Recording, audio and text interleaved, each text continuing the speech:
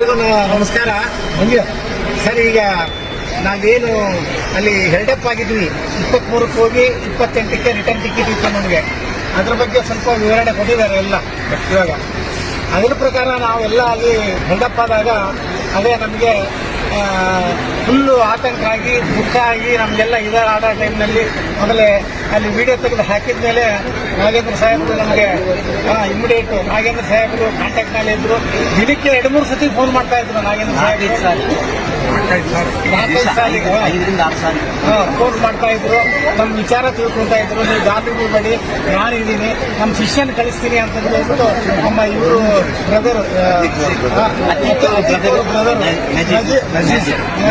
ನಜೀಬ್ ಅವರು ನಮ್ಮ ಜೊತೆಗೆ ಬಂದು ಅವರಿಗೆ ವಿಶೇಷವಾಗಿ ನಾವು ಧನ್ಯವಾದಗಳನ್ನು ಅರ್ಪಿಸಬೇಕು.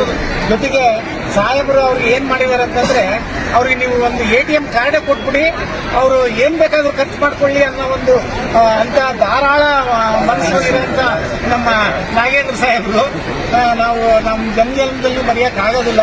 ನಾವು ಅಂದ್ರೆ ಮುಂಚಿನಿಂದನೂ ನಮಗೆ ಚೆನ್ನಾಗೇ ಎಲ್ಲ ಇತ್ತು. ನಾವು ಅವ್ರ ಹತ್ರ ಒಡನಾಟ ಚೆನ್ನಾಗಿದೆ ಮುಂಚಿನಿಂದನೂ. ನಮ್ಮ ಯಾವ್ದು ಕಂಪನಿಗಳಂತನೂ ಜೊತೆಗೆ ಯಾವಾಗಲೂ ಹೋಗ್ತಿದ್ರು, ಅವ್ರ ಜೊತೆಗೆ ಎಲ್ಲ ಕೆಲಸಗಳು ಮಾಡ್ಕೊಡ್ತಿದ್ರು. ಬಟ್ ಬಹಳ ಜನ ರಾಜಕಾರಣಿಗಳು ಏನಂದ್ರೆ ಬಾಯಲ್ಲಿ ಹೇಳ್ತಾರೆ, ಕರ್ತವ್ಯಕ್ಕೆ ಬಂದಾಗ ಸ್ವಲ್ಪ ಕಮ್ಮಿ ಆಗ್ತದೆ. ಆಮೇಲೆ ನಾಗೇಂದ್ರ ಸಾಹೇಬರು ಇವರೆಲ್ಲರೂ ಹೇಳ್ದಂಗೆ ಮಾನ್ಯ ಮುಖ್ಯಮಂತ್ರಿಗಳ ಜೊತೆಗೆ ಮಾತಾಡೋ ಟೈಮ್ನಲ್ಲಿ ನಮಗೆ ಕಾನ್ಫರೆನ್ಸ್ ಅಲ್ಲಿ ಕಾಲ್ ಹಾಕ್ಬಿಟ್ಟು ಎಲ್ಲರಿಗೆ ಧೈರ್ಯ ತುಂಬಿ ತಿಳಿಸಿ ನಾನು